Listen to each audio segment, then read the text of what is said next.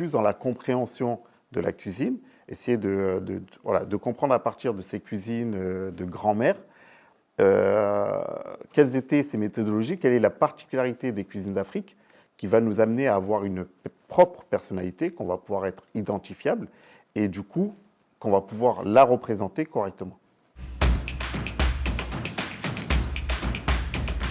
Je suis rentré un petit peu par hasard dans la cuisine. Ma mère était dedans et vu que je savais pas trop quoi faire, du coup, elle m'a proposé d'aller faire un essai et c'est comme ça que je me suis retrouvé dedans. Et j'ai mis très longtemps en fait avant de réellement tomber amoureux de ce métier, de comprendre à quoi il servait.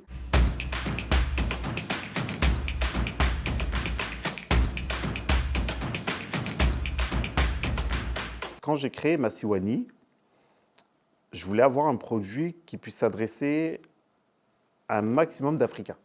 Alors, Massiwani veut dire archipel, en langue swahili. Donc,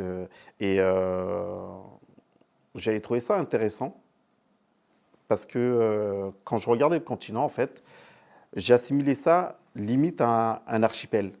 Parce que finalement, c'est un continent, oui, mais c'est plein de pays qui sont découpés, qui ne se connaissent pas forcément. Et je me suis dit, bon, si on arrivait à avoir un produit qui puisse parler à tout le monde, on pourrait peut-être créer ces liens et expliquer, avoir cette éducation de dire, ben voilà, ce produit, ben nous on le consomme de cette façon.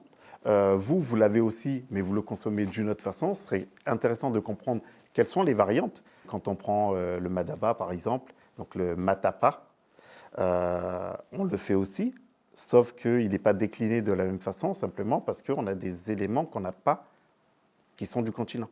En Centrafrique, on le fait avec de l'huile de palme, des crevettes séchées, on l'agrémente un peu comme de différentes façons. Et nous, vu qu'on est entouré de cocotiers, ben, on a une grosse déclinaison de plats qui sont autour du lait de coco. Le produit est ciblé afrodescendant, vraiment sur toutes les diasporas africaines.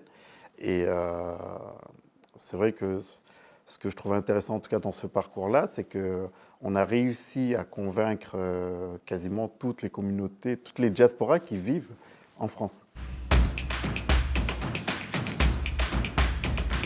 Moi, je vais vous présenter le mkacha goudou goudou. Alors, le mkaché, c'est gâteau, d'accord, en swahili. Et goudou goudou, c'est un gâteau, en fait, qui est à base de riz, qui est caramélisé et qui est épicé. C'est un peu l'histoire des Comores. L'histoire des Comores, c'est... alors, on appelle ça l'île au parfum. Elle est positionnée au niveau du canal du Mozambique, donc c'est un passage stratégique à la fois pour l'Orient et pour l'Inde. Et du coup, elles ont pas mal séjourné là-bas. Elles ont apporté avec elles énormément d'épices. Et les deux produits phares des Comores sont le riz et le lait de coco. En fait, on a énormément de recettes qui sont déclinées à travers le riz et le lait de coco. Et du coup, le mkacha goudou goudou, c'est un des gâteaux qu'on présente pendant les cérémonies aux Comores. Alors, la particularité, c'est qu'on retrouve 7 épices. C'est à base d'un riz qu'on fait tremper pendant 3 jours, qu'on mixe avec du lait de coco. Après, c'est composé de beurre végétal, donc de ces 7 épices. On fait caraméliser et après, on le laisse cuire en bain-marie. Donc, du coup, c'est une longue cuisson en bain-marie qui permet par la suite d'avoir une plus longue conservation. Il y a une période où je faisais pas mal d'ailleurs tour au pays, donc je viens des Comores. Je me suis rendu compte qu'il y avait des besoins. Et ces besoins-là, notamment par rapport à mon métier, faisaient que j'avais peut-être quelque chose à apporter. Quand j'ai commencé à fouiller un petit peu, j'ai regardé un petit peu quels étaient les modules de formation et je me suis rendu compte qu'en fait, c'était des modules français.